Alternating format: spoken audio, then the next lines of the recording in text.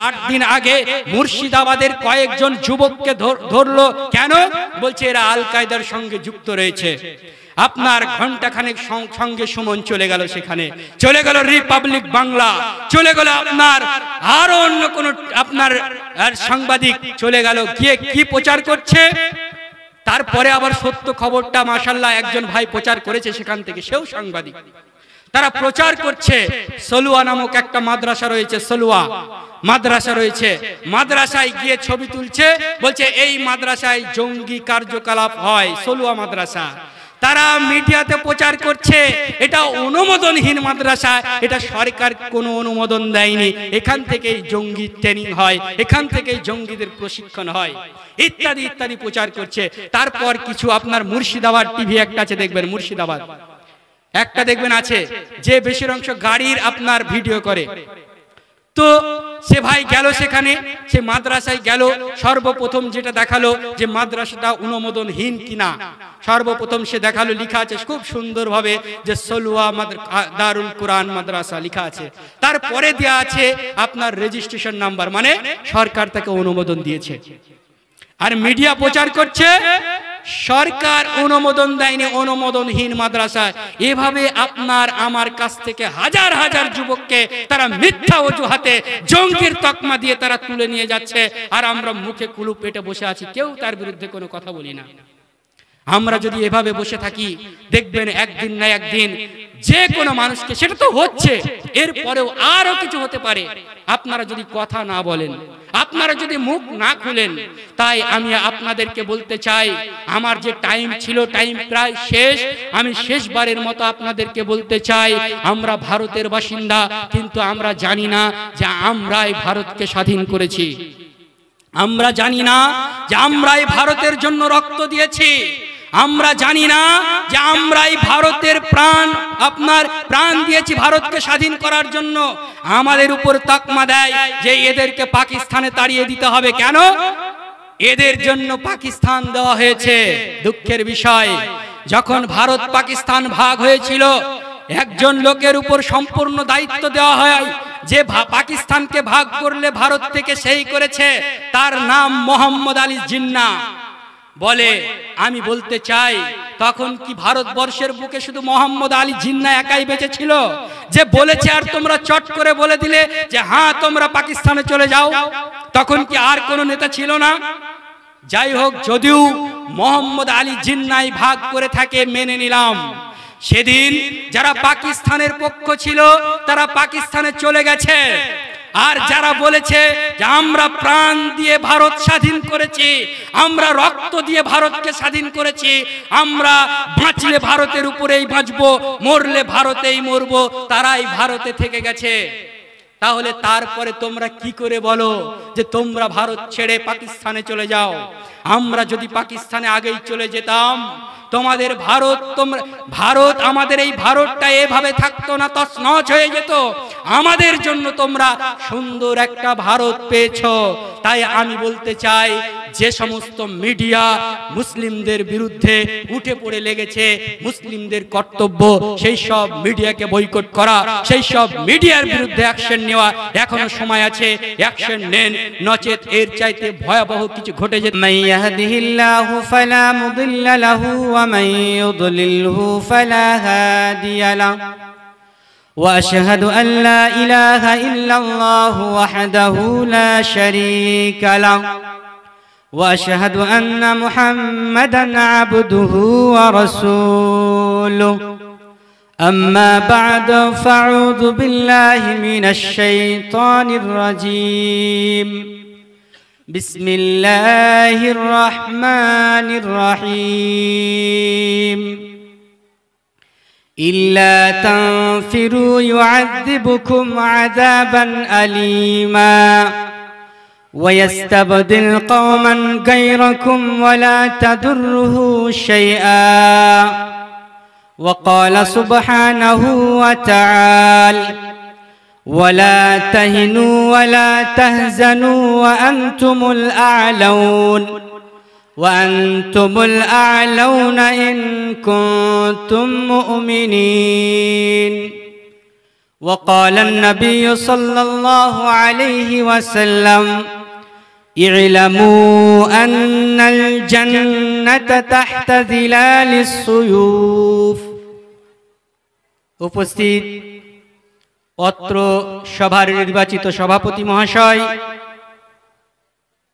মঞ্চে উপবিষ্ট ওলামায়ে ইকরাম, সামনে বসে থাকা এলাকার এবং বহিরাগত থেকে আগত শ্রোতাবিন্দু, পর্দার অন্তরালে পর্দানাসীন মা ও বোনেরা, প্রশংসা আল্লাহ তাআলার জন্য যে আল্লাহ তাআলা আমাদেরকে এই দ্বীনি মজলিসে এসে বসার তৌফিক দিয়েছেন এবং সেই মাগরিব বাদ থেকে এ যাবৎ পর্যন্ত আমাদেরকে বিভিন্ন জনের মুখ থেকে হাদিস এবং কোরআনের কথাকে শ্রবণ করার তৌফিক দিয়েছেন।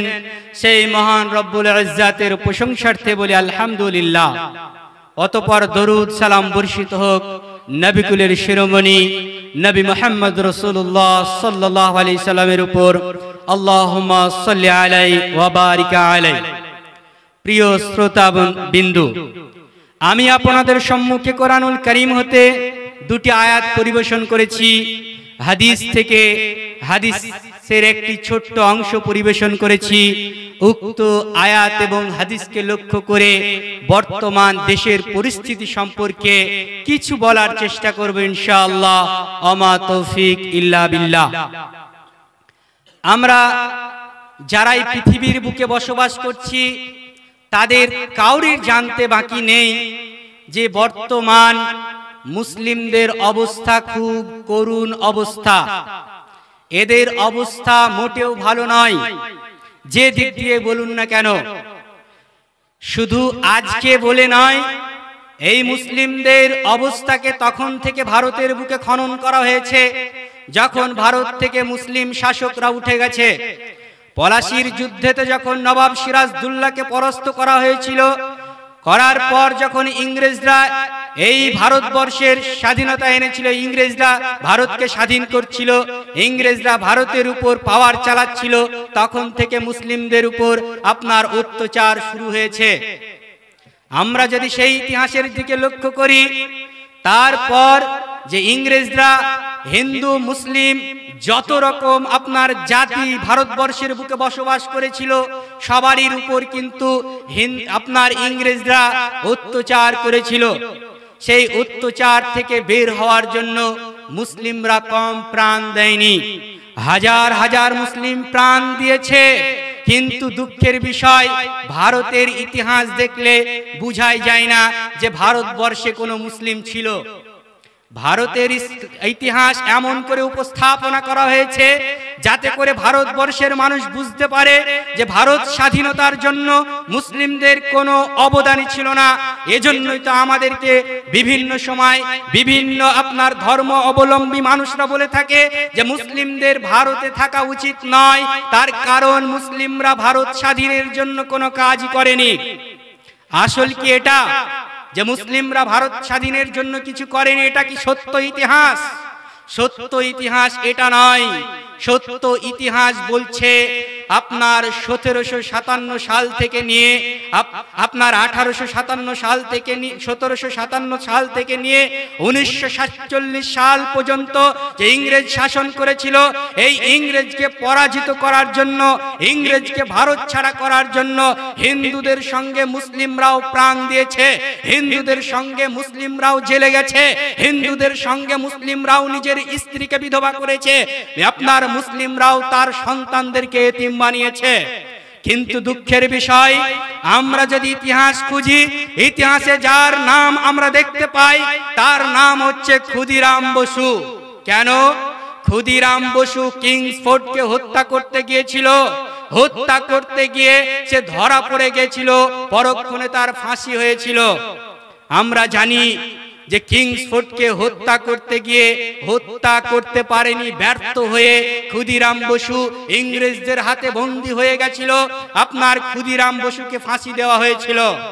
ক্ষুদিরাম বসুর নাম থাক, আমরা হিংসা করি না, তার কারণ তাদের রক্তের বলিদানে আমরা ভারতকে স্বাধীনতার জায়গায় পেয়েছি। কিন্তু দুঃখের বিষয় যে আমরা মোহাম্মদ আব্দুল্লাহ নামে বীরকে কজন চিনি? যে বীর মোহাম্মদ আব্দুল্লাহ, যে আপনার বীর মোহাম্মদ আব্দুল্লাহ ছিল তৎকালীন কলকাতা হাইকোর্টের বিচারপতি ছিলেন নরম্যান, যে অনেক ভারতবাসীকে মিথ্যা অজুহাতে ফাঁসির রায় দিয়েছিল, তার নাম হচ্ছে নরম্যান। সেই নরম্যানকে আপনার কলকাতা হাইকোর্টের সিঁড়ির উপরে দিবালোকে একাই হত্যা করেছিল যেই লোকটি, তার নাম হচ্ছে মোহাম্মদ আব্দুল্লাহ। বলুন, আমরা যখন স্বাধীনতার ভাষণ দিই ভারতবর্ষের বুকে দাঁড়িয়ে, যখন 15ই আগস্টে স্বাধীনতার বার্তা দেওয়া হয়, তখন যার নাম ভেসে আসে সেটা হচ্ছে ক্ষুদিরাম বসু। দুঃখের বিষয়, মুসলিম বলে মোহাম্মদ আব্দুল্লাহর নামটা একবারও বলা হয়নি। আমরা ভুলে গেছি শের শাহ আফ্রিদির নাম, শের আলী আফ্রিদির নাম আমরা ভুলে গেছি, যাকে ইংরেজ বিরোধী কথাবার্তা বলার কারণে যাকে 14 বছর জেল দেওয়া হয়, শের আলী আফ্রিদিকে আমরা ভুলে গেছি সেই বীরের নাম। সেই শের আলী আফ্রিদি জেল খাটছিল আন্দামানে, আন্দামানের জেলে জেল খাটছিল শের আলী আফ্রিদি। সেই শের আলী আফ্রিদি যখন আন্দামানে জেল খাটছিল, সেই আন্দামান জেল পরিদর্শন করতে গিয়েছিলেন ব্রিটিশ কুখ্যাত নেতা, আপনার একজন নেতা গিয়েছিল, লর্ড মেয়র নামে একজন নেতা গিয়েছিল, যে আপনার আন্দামান জেল পরিদর্শন করতে গিয়ে, জেল যখন পরিদর্শন করতে গেল, তখন শের আলী আফ্রিদি কারারক্ষীদের চোখে ফাঁকি দিয়ে সেই লর্ড মেয়রকে হত্যা করেছিল। তার নাম আমরা কজন জানি? ইতিহাসের পাতা খুঁজলে তার নাম পাওয়া যাবে না। তো আপনার আগে থেকেই, ভারত স্বাধীনের পর থেকেই মুসলিমদেরকে ভারতের বুকে কোণঠাসা করে রাখার চেষ্টা করেছে। আজ পর্যন্ত তারা চায় না যে ভারতের মানুষ জানুক আসল সত্যটা। দেখেন, বর্তমান গদি মিডিয়ারা এমন ভাবে মুসলিমদের বিরুদ্ধে অপপ্রচার করছে, সামান্য যদি কোনো মুসলিমকে কোনো ইস্যুতে যদি কেউ গ্রেফতার করছে, তার পিছনে জঙ্গি তকমা লাগিয়ে দিয়ে অনেক কিছু তাকে করছে। কোন মুসলিমের ব্যাগে যদি আপনার পাথর ভরা থাকছে, সেই পাথরকে তারা বোমে কনভার্ট করে দিচ্ছে, বলছে মুসলিমের ব্যাগ থেকে বোম পাওয়া গেছে, পিস্তল পাওয়া গেছে।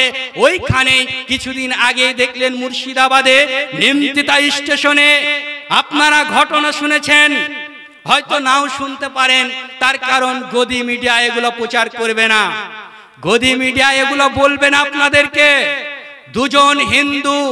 দুজন হিন্দু রেল লাইনে বোম পুঁততে গিয়ে আপনার জনসাধারণের হাতে ধরা পড়ল।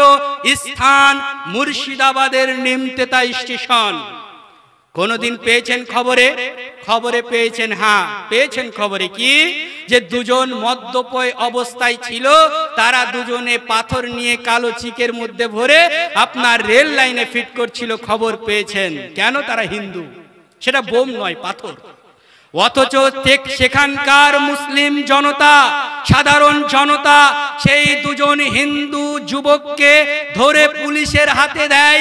দুঃখের বিষয়, সেদিন তাদের জামিন হয়ে যায়, তার কারণ তারা হিন্দু, তারা মুসলিম নয়। আজকের ঘটনা আপনাকে জানিয়ে দিচ্ছে, আজকের ঘটনা। আজকে আয়ুষ জাসওয়াল নামে একজন হিন্দু যুবক, আয়ুষ জাসওয়াল নামক একজন হিন্দু যুবককে পুলিশ গ্রেফতার করেছে। আপনার অপরাধ, সে আপনার হিন্দুদের একটা কুম্ফু মেলা বলে একটা মেলা হয়, তার উদ্দেশ্য ছিল সেই মেলায় বোম্পিং করে হাজার হাজার মানুষকে মেরে দেওয়া এবং মুসলমানদের নামে বদনাম করা।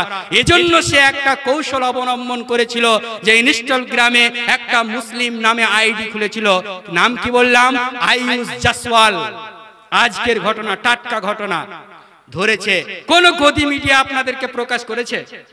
ঘটনাটা কোন মিডিয়ায় পেয়েছেন? কোন মিডিয়ায় পেয়েছেন? আমরা জানি যে আপনার ফিলিস্তিনে মুসলমানদেরকে তিল তিল করে মারা হচ্ছে, এটা কাউরির অজান্তিতে নয়। ফিলিস্তিনের মুসলিম বোনদের ইজ্জত হানি করা হচ্ছে, এটা কাউরির অজান্তি কথা নয়, সব মুসলিম জানি। সবাই জানি যে সেখানকার মুসলিম আপনার করুণ অবস্থায় আছে, কিন্তু কোনোদিন মিডিয়া আপনাকে খবর প্রকাশ করেছে? অথচ দেখলেন যখন ছাত্র আন্দোলন বাংলাদেশকে কুরাজনীতি থেকে বের করে আনার জন্য যখন তারা উঠে পড়ে লেগে গেল বাংলাদেশের ছাত্র জনতা, তখন ভারতের মিডিয়া রিপাবলিক বাংলা বলেন, যে কুত্তার চাইতে নিকৃষ্ট চ্যানেল বলতে পারেন, কলকাতা নিউজ বলতে পারেন, এবিপি আনন্দ বলতে পারেন, ঘণ্টাখানির সঙ্গে সুমন বলতে পারেন, তারা প্রচার কি দিয়েছিল? তাদের চেয়ারে জায়গা হচ্ছিল না, তারা একবার এদিক থেকে ওদিক ছুটছে, এদিক থেকে ওদিক ছুটছে, তারা খবর, মিথ্যা খবর প্রচার করছে যে বাংলাদেশের বুকে হিন্দুদের ঘর বাড়ি জ্বালিয়ে দেওয়া হচ্ছে, বাংলাদেশের বুকে হিন্দু মা বোনদের উপর অত্যাচার করা হচ্ছে, বাংলাদেশের বুকে আল কায়দার আপনার ধাঁচে মুসলিমদের আপনার হিন্দুদের উপর অত্যাচার চলছে। অসংখ্য নানা মিথ্যা অজুহাত তারা পেশ করেছিল, আপনারা দেখেছেন। একবারও দেখেছেন যে সেই মিডিয়াগুলো আপনার সিরিয়ার জন্য কিংবা ফিলিস্তিনের জন্য কিংবা আফগানিস্তানের জন্য কোনোদিন মুখ খুলেছে? যখন মুসলিমদের উপর অত্যাচার হয় সেই মিডিয়াকে কোনোদিন দেখেছেন?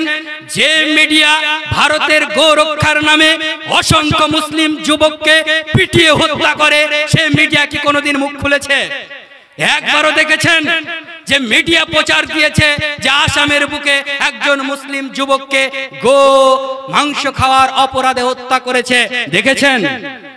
দেখলেও হয়তো অন্যভাবে দেখেছেন, আসল তথ্যটা পাননি। মেন কথা এটা যে ভারতবর্ষের যত মিডিয়া বর্তমান রয়েছে এরা কেউ চায় না যে মুসলিমরা ভালোভাবে তাদের দিনকে বুঝুক, ভালোভাবে তাদের ধর্মের দিকে ফিরে আসুক।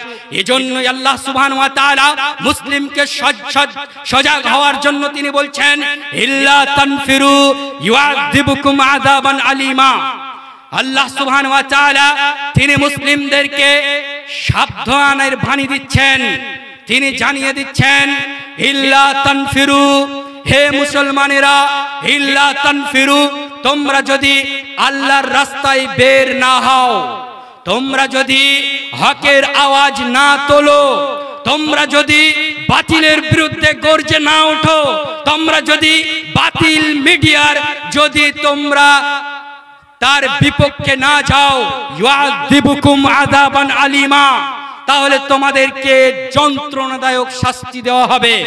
ওয়ায়াস্তাবদিল কওমান গায়রাকুম, আর তোমাদের উপর এমন এক সম্প্রদায়কে চাপিয়ে দেওয়া হবে, ওয়ালা তাদুররুহু শাইআ, যার তোমরা কিছুই করতে পারবে না। আল্লাহ সুবহানাহু ওয়া তাআলা বলছেন, তোমরা যদি হকের আওয়াজ না তোলো, আল্লাহর রাস্তায় বাহির না হও, তাহলে তোমাদেরকে কি করা হবে? ইউআযিবুকুম আযাবান আলীমা, তোমাদেরকে দর্দনাক শাস্তি দেওয়া হবে, তোমাদেরকে যন্ত্রণাদায়ক শাস্তি দেওয়া হবে। দুঃখের বিষয়, আজ মুসলিম জনতার সম্মুখে যদি বলা হয়, আল্লাহ সুবহানাহু তাআলা বলেছেন যে কুতিবা আলাইকুমুল কিতাল, হে মুসলমানেরা তোমাদের উপর জিহাদকে ফরজ করা হয়েছে। আজকে মুসলিমদের ব্রেন মিডিয়া এমন ভাবে ওয়াশ করেছে, মুসলিম যুবকদের ব্রেন, মুসলিম জনতার ব্রেন, মানুষের ব্রেন মিডিয়া আপনার এমন ভাবে ওয়াশ করেছে যে মানুষ মনে করে জিহাদ মানেই সন্ত্রাস, জিহাদ মানেই আতঙ্কবাদ, জিহাদ মানেই অন্য কিছু। মানে জিহাদের নাম শুনলেই মানুষ লেজ গুটিয়ে বসে থাকে, কারণ মিডিয়া তো আপনাকে প্রচার দেয়, মিডিয়া তো বলে যে মুসলিম জিহাদিরা অমুক রেল স্টেশনে বম্পিং করে হাজারো মানুষের জীবন নিয়ে নিয়েছে। মিডিয়া বলে যে অমুক মুসলিম অমুক রেল স্টেশনে বম্পিং করে হাজারো মানুষের জনতার প্রাণ নিয়েছে। কিন্তু কোরআন কি বলে জানেন? কোরআন বলে যদি কোনো মানুষ আপনার একজন মানুষকে, নিরপরাধ মানুষকে হত্যা করে, তাহলে সে যেন সমগ্র পৃথিবীর মানুষকে হত্যা করলো। কোনদিন একটা মুসলিম পারে কোন রেল স্টেশনে বম্পিং করতে? কোন মুসলিম পারে যে সে রেল স্টেশনে বম্পিং করবে, কোন স্কুলে বম্পিং করবে, কোন মসজিদে বম্পিং করবে, কোন হসপিটালে বম্পিং করবে? একজন মুসলিম হিসাবে কখনোই সম্ভব নয়। কিন্তু আমার আপনার কানে, আমার আপনার চোখে মিডিয়া রঙিন চশমা পরিয়ে দিয়েছে। মানে একজন মানুষ যদি রঙিন চশমা পরে থাকে দেখাবে, মানে মিডিয়া আমাদের ব্রেনকে এমন ভাবে ধুলাই করেছে, মানে জিহাদ নাম শুনলেই আজকে উঠবেন। জিহাদ বাবারে বলে কি? জিহাদ মানে তো সন্ত্রাস, জিহাদ মানে তো জঙ্গি, জিহাদ মানে তো আপনার ধর্মদ্রোহী, জিহাদ মানে তো রাষ্ট্রদ্রোহী, নানান কথা আপনারা বলবেন। তার কারণ আপনাদের ব্রেনকে এভাবেই ওয়াশ করা হয়েছে। আল্লাহর নবী বলছেন, ইলামু, হে মানুষ জেনে রাখো, আন্নাল জান্নাতা তাহতা দিলালিস সুয়ুফ, তোমরা যারা জিহাদের নাম শুনে আঁতকে উঠছো, তোমরা যারা প্রতিবাদের কথা শুনে আঁতকে উঠছো, তোমরা যারা মনে করছো এটা সন্ত্রাস, তোমরা শুনে রাখো, ইলামু আন্নাল জান্নাতা তাহতা দিলালিস সুয়ুফ, তোমাদের জান্নাত নির্ণয় করা হয়েছে, তোমাদের জান্নাত দিয়ে দেওয়া হয়েছে তাহতা দিলালিস সুয়ুফ, তরবারের ছায়াতলে। জিহাদ করো, জান্নাতে যাবে। আমি আপনাকে বলি, জিহাদ মানে এই নয় যে যেখানে সেখানে বম্পিং করবেন। বর্তমান সন্ত্রাস যদি বলতে হয়, তাকেই সন্ত্রাস বলতে হবে যারা নিরীহ মানুষকে হত্যা করে। যদি সন্ত্রাস বলতে হয়, তাদেরকেই সন্ত্রাস বলতে হবে যারা নিরপরাধ মানুষকে ধরে, যারা আপনার দিবালোকে মিডিয়ার সামনে হত্যা করছে, অথচ কেউ তার বিরুদ্ধে কথা বলছে না। আমরা ভুলিনি সেই আসিফার কথা, এখনো ভুলে যায়নি যে আসিফাকে আপনার মাত্র 5 বছরের একজন ছোট শিশু, যাকে একটা মন্দিরের ভিতরে নিয়ে গিয়ে লাগাতার 7 দিন ধর্ষণ করেছিল হিন্দু সম্প্রদায়ের লোকেরা, কিন্তু সে খবর মিডিয়ায় প্রচার করেনি। আমরা এখনো ভুলে যাইনি তাবরেজ আনসারীর কথা, যাকে তোমরা গো মাংস খাওয়ার অপরাধে পিটিয়ে পিটিয়ে হত্যা করেছো। সেই সমস্ত কথা আমরা ভুলে যাইনি। আমরা সব কিছু জমিয়ে জমিয়ে রাখছি, সব আমাদের বুকের মধ্যে জমানো আছে, আমরা একটাও ভুলে যাইনি। শুধু এতটুকু বলতে চাই, তোমরা আমাদের উপরে অত্যাচার করতে এসো না। কেন? মুসলিম জাতি এখন ঘুমিয়ে আছে। যদি তোমরা অত্যাচার করতে থাকো, মুসলিম জাতি এমন জায়গা জাগবে যে তোমরা পালানোর পথ পর্যন্ত পাবে না। যেটা আমরা বলতে চাই আপনাদেরকে, সেটা হচ্ছে এই যে ভারতবর্ষের বুকে আপনারা যে সমস্ত মিডিয়ার খবর শুনেন, সে সমস্ত মিডিয়ার আপনাদেরকে একটাও সত্য খবর দেয় না। খুব যাচাই করে আপনারা খবরকে বিশ্বাস করবেন। দেখেন, কিছুদিন আগে আপনার আজ থেকে 7 থেকে 8 দিন আগে মুর্শিদাবাদের কয়েকজন যুবককে ধরলো। কেন? বলছে এরা আল কায়দার সঙ্গে যুক্ত রয়েছে। আপনার ঘন্টাখানেক সঙ্গে সুমন চলে গেল, সেখানে চলে গেল রিপাবলিক বাংলা, চলে গেল আপনার আরো অন্য কোন আপনার সাংবাদিক চলে গেল, গিয়ে কি প্রচার করছে। তারপরে আবার সত্য খবরটা মাশাআল্লাহ একজন ভাই প্রচার করেছে সেখান থেকে, সেও সাংবাদিক। তারা প্রচার করছে সলুয়া নামক একটা মাদ্রাসা রয়েছে, সলুয়া মাদ্রাসা রয়েছে, মাদ্রাসায় গিয়ে ছবি তুলছে, বলছে এই মাদ্রাসায় জঙ্গি কার্যকলাপ হয়, সলুয়া মাদ্রাসা। তারা মিডিয়াতে প্রচার করছে এটা অনুমোদনহীন মাদ্রাসা, এটা সরকার কোনো অনুমোদন দেয়নি, এখান থেকেই জঙ্গি ট্রেনিং হয়, এখান থেকেই জঙ্গিদের প্রশিক্ষণ হয়, ইত্যাদি ইত্যাদি প্রচার করছে। তারপর কিছু আপনার মুর্শিদাবাদ টিভি একটা আছে, দেখবেন মুর্শিদাবাদ একটা দেখবেন আছে, যে বেশির অংশ গাড়ির আপনার ভিডিও করে। তো সে ভাই গেল সেখানে, সে মাদ্রাসায় গেল, সর্বপ্রথম যেটা দেখালো যে মাদ্রাসাটা অনুমোদনহীন কিনা, সর্বপ্রথম সে দেখালো লেখা আছে খুব সুন্দরভাবে যে সলুয়া দারুল কুরআন মাদ্রাসা লেখা আছে। তারপরে দেয়া আছে আপনার রেজিস্ট্রেশন নাম্বার, মানে সরকার তাকে অনুমোদন দিয়েছে। আর মিডিয়া প্রচার করছে সরকার অনুমোদন দেয়নি, অনুমোদনহীন মাদ্রাসা। এভাবে আপনার আমার কাছ থেকে হাজার হাজার যুবককে তারা মিথ্যা অজুহাতে জঙ্গির তকমা দিয়ে তারা তুলে নিয়ে যাচ্ছে, আর আমরা মুখে কুলু পেটে বসে আছি, কেউ তার বিরুদ্ধে কোনো কথা বলি না। আমরা যদি এভাবে বসে থাকি, দেখবেন একদিন না একদিন যে কোনো মানুষকে, সেটা তো হচ্ছে, এরপরেও আরো কিছু হতে পারে, আপনারা যদি কথা না বলেন, আপনারা যদি মুখ না খুলেন। তাই আমি আপনাদেরকে বলতে চাই, আমার যে টাইম ছিল, টাইম প্রায় শেষ। আমি শেষবারের মতো আপনাদেরকে বলতে চাই, আমরা ভারতের বাসিন্দা, কিন্তু আমরা জানি না যে আমরাই ভারতকে স্বাধীন করেছি। আমরা জানি না যে আমরাই ভারতের জন্য রক্ত দিয়েছি, আমরা জানি না যে আমরাই ভারতের প্রাণ দিয়েছি ভারতকে স্বাধীন করার জন্য। আমাদের উপর তকমা দেয় যে এদেরকে পাকিস্তানে তাড়িয়ে দিতে হবে। কেন? এদের জন্য পাকিস্তান দেওয়া হয়েছে। দুঃখের বিষয়, যখন ভারত পাকিস্তান ভাগ হয়েছিল, একজন লোকের উপর সম্পূর্ণ দায়িত্ব দেওয়া হয় যে পাকিস্তানকে ভাগ করলে ভারত থেকে সেই করেছে, তার নাম মোহাম্মদ আলী জিন্নাহ। বলে, আমি বলতে চাই, তখন কি ভারতবর্ষের বুকে শুধু মোহাম্মদ আলী জিন্নাহ একাই বেঁচে ছিল যে বলেছে আর তোমরা চট করে বলে দিলে যে হ্যাঁ তোমরা পাকিস্তানে চলে যাও? তখন কি আর কোনো নেতা ছিল না? যাই হোক, যদিও মোহাম্মদ আলী জিন্নাহ ভাগ করে থাকে মেনে নিলাম, সেদিন যারা পাকিস্তানের পক্ষ ছিল তারা পাকিস্তানে চলে গেছে, আর যারা বলেছে যে আমরা প্রাণ দিয়ে ভারত স্বাধীন করেছি, আমরা রক্ত দিয়ে ভারতকে স্বাধীন করেছি, আমরা বাঁচলে ভারতের উপরেই বাঁচবো, মরলে ভারতেই মরবো, তারাই ভারতে থেকে গেছে। তাহলে তারপরে তোমরা কি করে বলো যে তোমরা ভারত ছেড়ে পাকিস্তানে চলে যাও?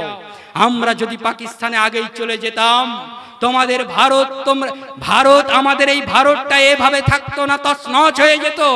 আমাদের জন্য তোমরা সুন্দর একটা ভারত পেয়েছো।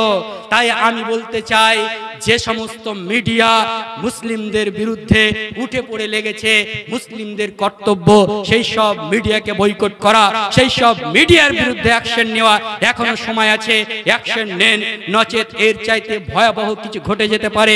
তাই আমি আপনাদের কাছে আর কিছু না বলে, অনেক দিন অনেক রকম কোরআন হাদিস থেকে বলি, কিন্তু আজ আবেগবশত আমি আপনাদের সামনে কিছু কথা বলে ফেললাম। বলার মধ্যে যদি কোনো